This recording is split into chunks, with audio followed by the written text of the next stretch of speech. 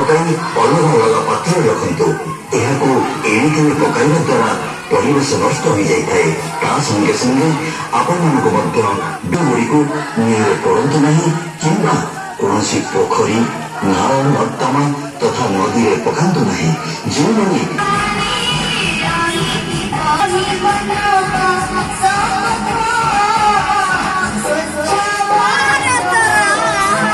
ବର୍ଜ୍ୟବସ୍ତୁ ହେଲେ ଏଗୁଡ଼ିକ। ତେବେ ଆସନ୍ତୁ ଆମେ ସଚେତନ ହେବା, ସୁସ୍ଥ ଭାରତ ଗଢ଼ିବା।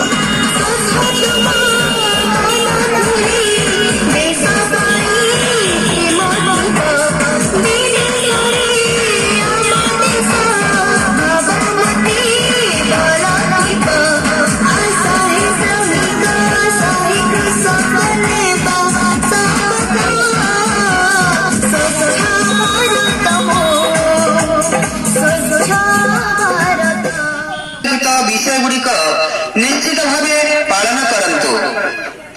घरर अलिया एणे तेणे पकांतु नहीं।